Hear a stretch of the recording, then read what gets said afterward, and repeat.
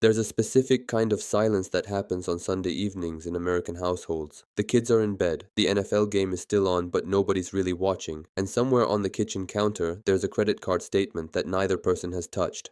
Not because they forgot, because picking it up means starting something neither of them feels ready for. According to a 2024 Fidelity Investment study, 43% of American couples don't know their partner's income. They share a mortgage, a minivan, a life, and they don't know the number on the other person's paycheck. Meanwhile, they both know exactly what the neighbors just paid for their kitchen renovation. Financial disagreements are the leading predictor of divorce in America, ahead of infidelity, ahead of everything else researchers have measured. And money arguments are almost never really about money. Think about two people, call them Marcus and Diane. Marcus watched his father work double shifts and still lose the house during the 2008 financial crisis. For him, every dollar saved is a wall between his family and that moment repeating itself.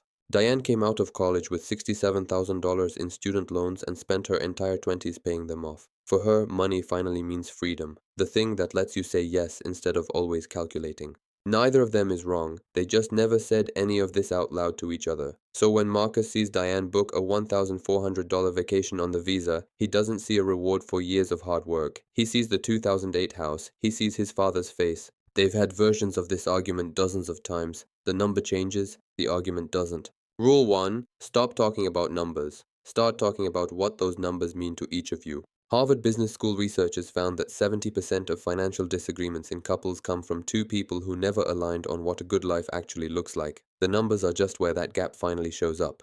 Before the next budget conversation, each person writes down 3 things money makes them feel. Not think, feel. Then they share those lists. The argument they've been having for years suddenly makes complete sense to both of them. Rule 2. Build individual financial space inside a shared financial life. America has always had a complicated relationship with yours, mine, and ours. The fully merged model, every dollar in one account, every purchase a joint decision, sounds like partnership. For many couples, it quietly becomes something else.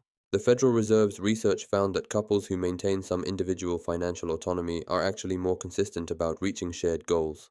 The model that works, joint account for shared expenses, personal account for each person, no receipts, no explanations required. Rule 3. Schedule the money conversation before it schedules itself. Nobody wants to call a formal meeting with their spouse on a Tuesday night after the kids are finally asleep, but couples who wait for money to come up naturally are really just waiting for a problem to force the discussion. Research from Ramsey Solutions found that couples who talk finances at least once a month report significantly higher marital satisfaction. Once a month, 45 minutes. First 15 covers the numbers. Last 30 covers what the numbers can't show. Rule 4. Let the past stay where it is, and actually mean it. Every American couple walks into a marriage carrying financial baggage, student loans, credit card debt from their 20s, the investment that didn't pan out. Behavioral economists call it the availability heuristic, dragging emotionally charged past events into present decisions. A 2022 Ohio State University study found that couples carrying unresolved financial grievances are significantly less likely to make sound joint decisions, even when they fully agree on current goals. Pick a date. Agree that financial conversations stay anchored to what's happened since then. The past shaped both of you. It doesn't have to run every meeting. Rule 5. Define enough together before the Joneses do it for you. Income goes up. Lifestyle follows immediately. The savings rate stays exactly the same.